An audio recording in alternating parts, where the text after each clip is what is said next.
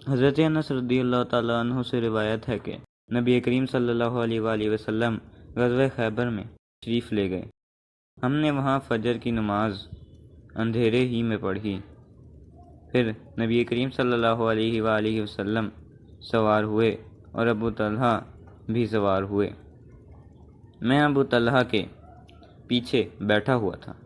نبی کریم صلی اللہ علیہ وآلہ وسلم نے اپنی سواری کا رخ خیبر کی گلیوں کی طرف کر دیا۔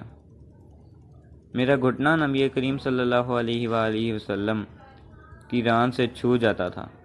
پھر نبی کریم صلی اللہ علیہ وآلہ وسلم نے اپنی ران سے تہبند کو ہٹایا، یہاں تک کہ میں نبی کریم صلی اللہ علیہ وآلہ وسلم کی شفاف اور سفید رانوں کی سفیدی اور چمک دیکھنے لگا۔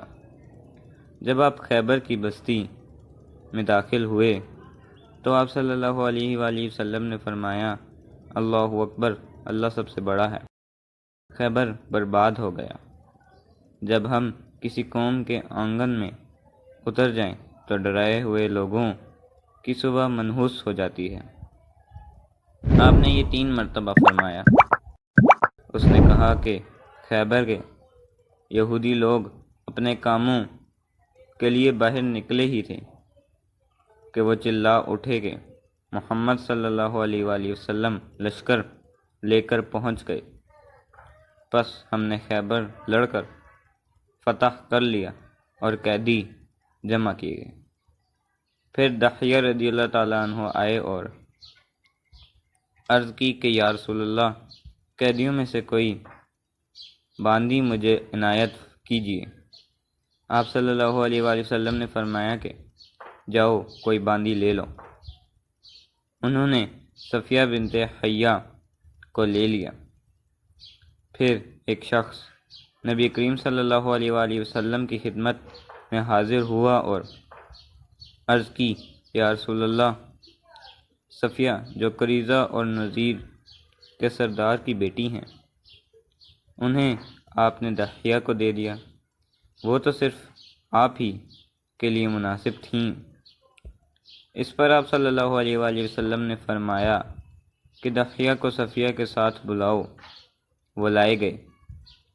جب نبی کریم صلی اللہ علیہ وآلہ وسلم نے انہیں دیکھا تو فرمایا کہ اور باندی لے لو۔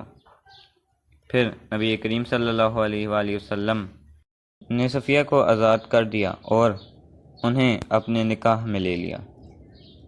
ثابت بن انی نے انس رضی اللہ تعالیٰ عنہ سے پوچھا کہ ابو حمزہ، ان کا مہر نبی کریم صلی اللہ علیہ وآلہ وسلم نے کیا رکھا تھا؟ انس رضی اللہ تعالیٰ عنہ نے فرمایا کہ خود انہی کی آزادی ان کا مہر تھا اور اسی پر آپ نے نکاح کیا۔ پھر راستے ہی میں ام سلیم رضی اللہ تعالیٰ عنہ نے انہیں دلہن بنایا اور نبی کریم صلی اللہ علیہ وآلہ وسلم کے پاس رات کے وقت بھیجا۔